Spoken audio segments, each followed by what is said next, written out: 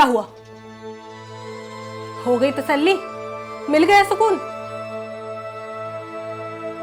5 लाख रुपए चले गए, कर्जदार हो गए, और हाथ क्या आया? बाप की लाश।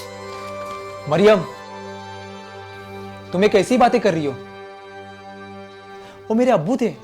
अच्छा, और आपकी 2 जवान बेटियां जो घर में बैठी है, उनका क्या? अरे अगर एक भी शादी अचानक तय हो गई तो कहां से आएगा पैसा? हम लोग हर जगह से लोन ले चुके हैं और आपने 5 लाख रुपए उनकी बीमारी में लगा दिए। सिर्फ मुझे नहीं, सबको लगता था वो ठीक हो जाएंगे और कुछ साल चैन से जी लेंगे। और इसी उम्मीद में अब खुले हाथ से खर्च पे खर्च करते चले गए, और हाथ क्या आया? तुम्हें कैसी बातें कर रही हो मरियम? अभी तक मेरे बाप के कब्र की मिट्टी भी सूखी नहीं, और तुम? मैं सिर्फ इतना कहना चाहती हूँ कि हम ऑलरेडी लोन में डूबे हुए हैं। अगर कल को कुछ भी ऊंच नीच हो गई तो बेटियों का क्या होगा? अगर मैंने अब्बू का इलाज नहीं करवाया होता तो मैं जिंदा होकर भी जिंदा नहीं रह पाता।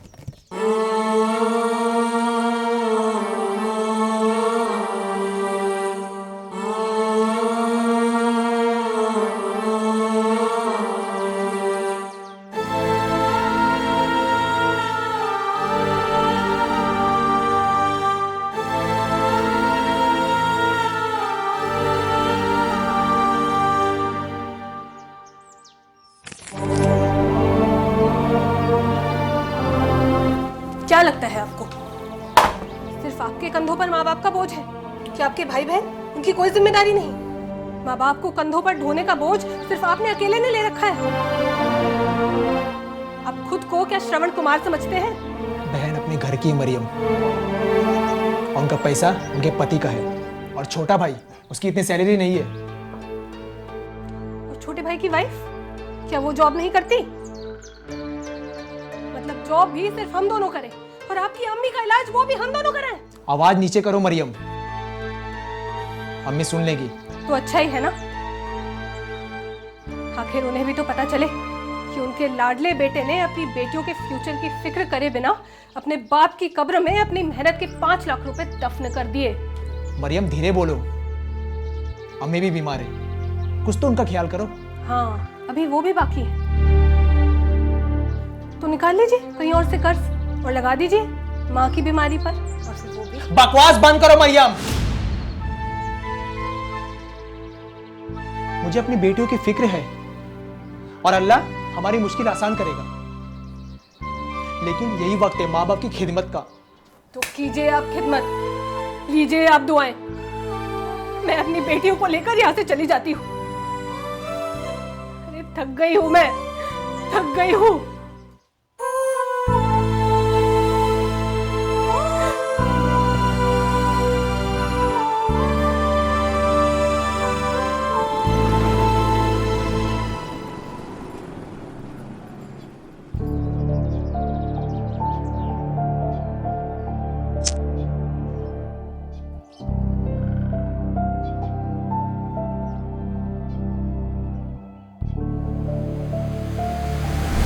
लाख रुपए चले गए, कर्जदार हो गए, और हाथ क्या आया?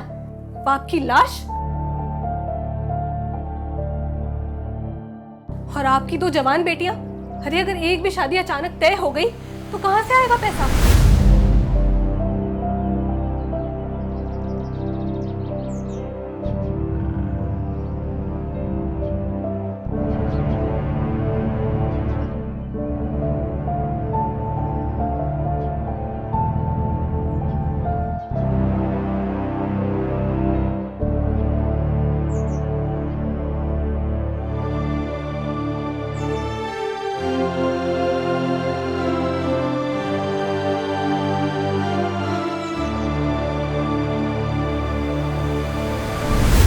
कंधों पर माँ बाप का बोझ है कि आपके भाई बहन, उनकी कोई जिम्मेदारी नहीं? माँ बाप को कंधों पर ढोने का बोझ सिर्फ आपने अकेले ने ले रखा है।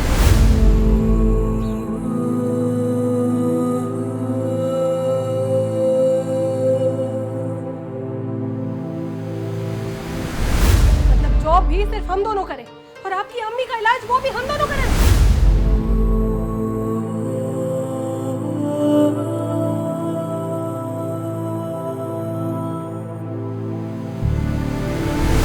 आखिर उन्हें भी तो पता चले कि उनके लाडले बेटे ने अपनी बेटियों के फ्यूचर की फिक्र करे बिना अपने बाप की कब्र में अपनी मेहनत के 5 लाख रुपए दफन कर दिए।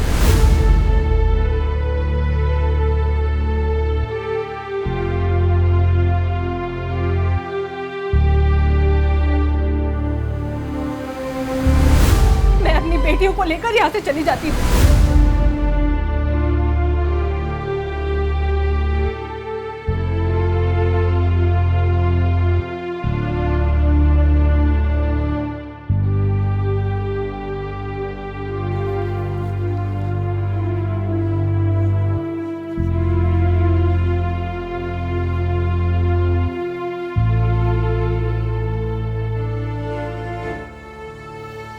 अब्बू तो चले गए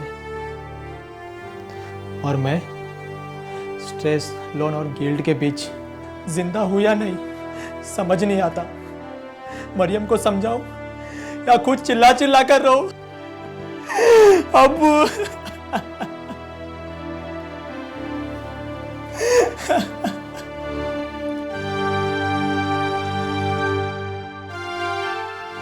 ये फोटो अंदर ही रख दो। कहते हैं घर में फोटो रखने से फरिश्ते नहीं आते।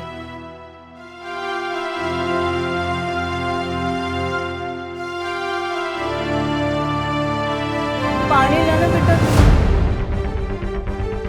आया मैं।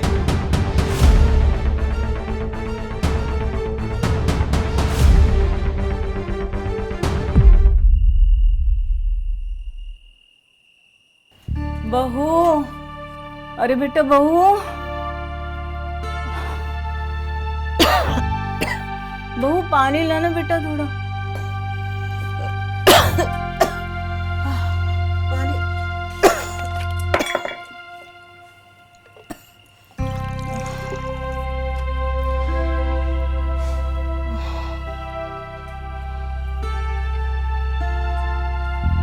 मेरे पास बैठ बहू।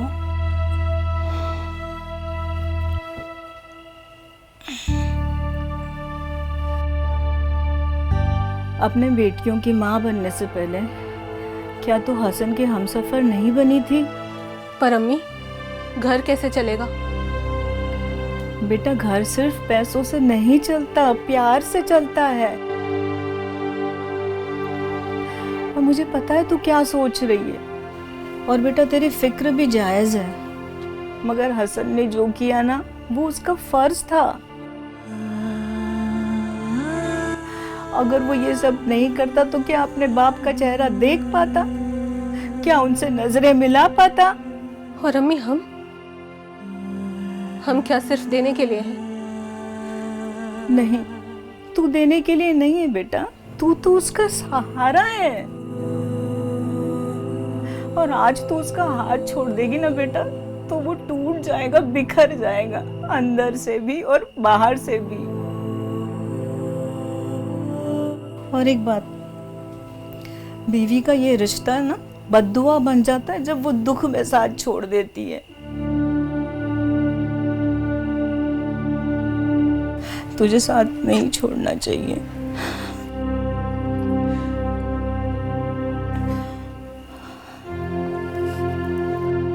आप ठीक कह रही हैं अम्मी। मेरा बच्चा समझ गया।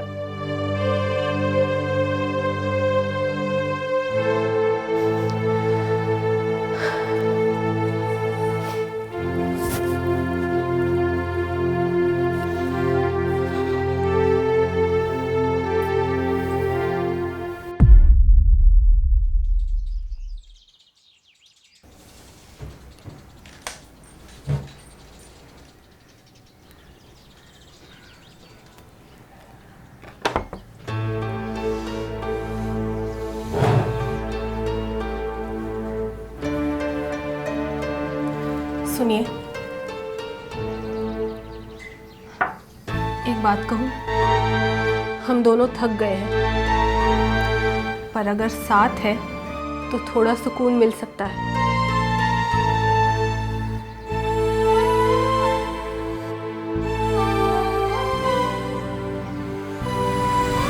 ये फोटो अंदर ही रख दो। कहते हैं घर में फोटो रखने से फरिश्ते नहीं आते। अम्मी कितनी कमज़ोर हो गई है तुम, पहले कितनी खुश रहती थी। माफ़ करना अम्मी, फरिश्तों को खुशामदीद कहने के लिए आपको हटाना पड़ रहा है, क्योंकि किसी ने कहा है घर में फ़ोटो होने से फरिश्ते घर में नहीं आते। हेलो मरियम, इसे भी अलमारी में रख दो।